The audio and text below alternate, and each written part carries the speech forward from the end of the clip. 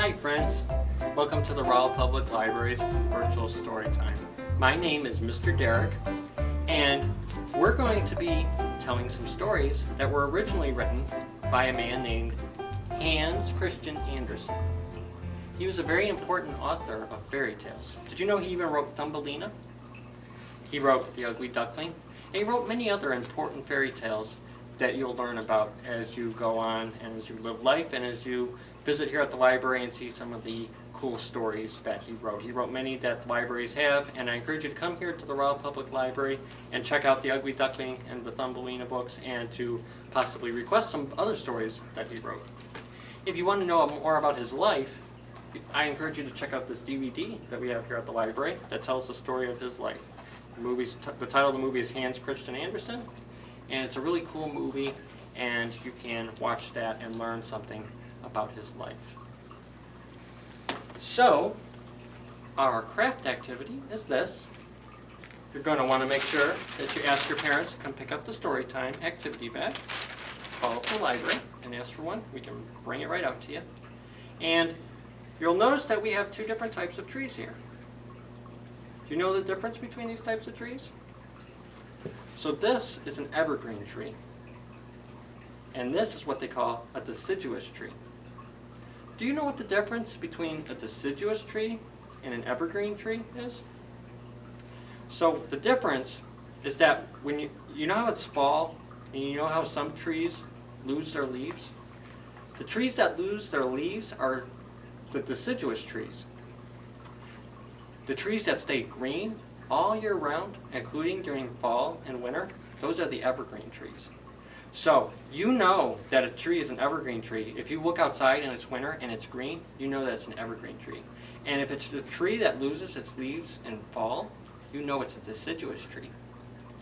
Our stories are going to be on an evergreen tree and a deciduous tree. An apple tree is a deciduous tree, and a fir tree is an evergreen tree. So we're going to tell a story about an evergreen tree, and that story is the fir tree. So I'm going to make sure you pick up your craft bags, because you can make one of these. And there's instructions that my friend Miss Tara made about how to do that. But I'm going to tell you the story of the fir tree, and it goes like this. So there's this big forest, and in this big forest there was this little fir tree. And it was wintertime, and the fir tree was looking around, and he noticed that all around him there was only big trees, and he was a small tree. And he didn't like being a small tree. He wanted to be like one of the big trees with their big branches and who were very tall. He didn't want to be a small tree, and that made him sad that he was a small tree. So the fir tree was looking around him, and he was sad. And like one day there was this rabbit hopping along, and this rabbit, he just jumps clean over his head. And he was like, you know, if I was one of the big trees, that rabbit wouldn't be able to jump over my head like that. I am so sad that I can't be a big tree. I cannot be happy if I am small and everybody else around me is big. Well, the years passed, and it was winter, and he was getting bigger, but he was still smaller than all the trees around him. Everywhere he looked, he only saw trees that were bigger than him. And he thought, I'm so small, and I'm so sad. Nobody loves me. Nobody respects me. They only like the big trees, and I'll never be a big tree. There's always going to be a tree that's bigger than me. And that was making him feel very sad. Well, one day, he noticed that a tree about his size, a little bit bigger, but about his size, was being surrounded by men. And they were carrying axes. Do you know what an axe is? An axe is a hand tool that you hold like this, and it's got a head on it, and they use the head part to cut down trees. And so they chop at a tree, and it makes the tree fall down. So they were carrying axes, and they were around a tree that was a lot like the fir tree, and they were cutting it down, and they were chopping it. So they had their axe, and they had the tree, and they were going chop, chop, chop. Can you do that? Chop, chop, chop. And the fir tree was looking at that. And he's like, I wonder what they're doing. And the men were going chop, chop, chop, And then all of a sudden, the tree started to sway around, and then it fell down with the crash. And then the men picked the tree up, and they brought it to a truck, and they carried it away. And he didn't know what happened to that tree. And he was thinking, he's like, I wonder what happens when somebody cuts down a tree. Well, he saw his friend, the sparrow, flying by, and he said, Mr. Sparrow, here, come here for a minute. And he waved one of his branches over. And Mr. Sparrow was like, oh, okay. And so Mr. Sparrow was good friends with the fir tree. So he hopped down on one of his branches. And he said, what can I do for you, Mr. Fir Tree? And the fir tree said, Mr. Sparrow, I just saw a tree get cut down. Do you know what happens to trees when they get cut down? I've never seen a tree get removed from a forest. And Mr. Sparrow was like, oh, you're not going to believe it. It's amazing what happens to those trees. They get carried into a home, and they get set up, and then they get new clothes. They get new ornaments, and they're red, blue, gold, green, and they get these nice new clothes and ornaments all over their branches. And they get given presents right underneath the tree. They make these beautiful boxes, and they wrap them in this beautiful paper, and they stick it right under the tree. And they give. And my guess, I think that they're giving like gifts as a tribute. It's almost like the tree is a king, and they're giving gifts to the king. And they even put a crown on top of the tree's head. It's a big star. They put it right on top of the tree's head, and he becomes a king. And the fir tree was listening to that, and he liked that idea. He's like, if only I could be a tree that would be treated like a king, I would finally be happy. Well, Mr. Sparrow flew by, and he flew away. And the fir tree was sad again. And he was thinking about how bad his life was, because nobody loved him, and he was small. And he could never be like a king, he thought. Well, the next day, though, what happened was the men who had been cutting down the tree, and he had been watching it, they came back to the forest. And suddenly, the biggest of the men pointed right at the fir tree.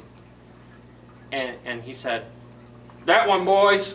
We're going to cut that one down! Let's go! And they got their axes, and they went over to the tree, and the little fir tree got excited. He's like, I've just been picked! I've been picked to be a king! And the men, they had their axes, and they started chopping at the fir tree. Can you do that? Chopping at the fir tree. Now, but the fir tree was kind of like, ooh, this is kind of painful. Now, did you know how a tree says ouch? It sounds like a thud. It's that clapping sound. That's how, in tree language, that's how they say ouch. So he was saying ow, ow, ow. Because it was a little bit painful, but he knew something good was going to happen. So he was willing to bear with the pain. He was going to deal with it. He didn't mind, because he knew he was going to be a king. And so the men were chopping him down, and he was saying, ow, ow, ow. And all of a sudden, he started feeling woozy. It's like, whoa, I've never felt like this. I feel it's like I'm about to fall down. And sure enough, with a snap, the tree fell down, and with a crash. And then the men wrapped up the fir tree, and they put him into their truck, and then they drove away. And they came to a house. Now the fir tree, he was starting to get a little scared because he didn't know what was going on. He had never been on his side like that. What was going to happen? Well, they pulled the tree out, and they put him in the house, and they actually had new feet for him. They put the tree in his new feet. His old feet, which were the roots in the ground that he grew in, though he wasn't able to stand on those anymore, but he had the new feet that he could stand in. And so they stuck him right into his new feet, and he could stand up. And he stood inside the house, and he was one of the biggest things in the house. And sure enough, just as Mr. Sparrow had told him, the family, the people who had been living in the house, they went and they dressed him up in ornaments. They put gold and green and blue ornaments all over him. And they even brought him a crown. They put him a big golden star on top of his head. And then they started bringing him presents. And they had beautiful wrapping all over the presents, and they put it all around him. And the fir tree was like, I feel like a king. They're all bringing me all my gifts, and they're treating me like a king. And as the weeks passed, he was really very happy. Everybody who came into the house, do you know what the first thing they looked at? It was the tree. They saw the tree, and they're like, wow, what a tree. And the fir tree was really proud, and he was like, yes, I am great. And the fir tree, he did start noticing he had less energy, and his branches were starting to turn a little bit yellow. But he was okay. At least people were respecting him. He liked that part.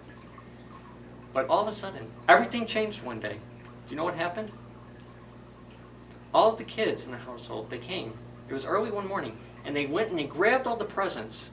They grabbed them all out from underneath the tree. They took away his presents, and they ripped all the beautiful wrappings off of them. And then they took what was inside for themselves.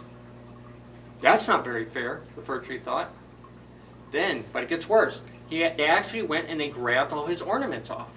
They took them all off. They rudely and they roughly tore all the ornaments off. They even broke some of his branches while doing it. But the worst part was when they took his crown off his head. The tallest person went and they grabbed the crown and pulled it right off his head. I don't know why they're treating me that way. I'm a king, the fir tree thought. Well, it got worse, because the next day, the men who originally cut him out of the forest, they came back. And they grabbed the tree and they picked him up out of his new feet. And they carried him out of the house and they put him on a truck and they drove him away. And they drove him right back to the forest. And you know what they did? They took him out of the truck and they dumped him right in the middle of the forest. And they didn't even bother to try to stick him back on his old feet. They just laid him on his side. And that made the fir tree really sad. The fir tree was laying on its side, and he started crying because he knew that he was alone again. He was even smaller than he was before. He was looking at all the trees that were standing on their own feet, and he was sad because he was now laying on his side, and he had no friends. And then all of a sudden, a big black rat heard him, and he walked over. And the rat said, "Why are you crying? What's the matter?" And the fir tree was, "Nobody loves me anymore." And he was very sad. And the rat said, "Oh, stop crying, stop crying." It's like, I got an idea. I could be your friend. I'm looking for a place to build a nest, and I think under your tree would be a perfect place to build a nest. And the fir tree was like, "Yeah."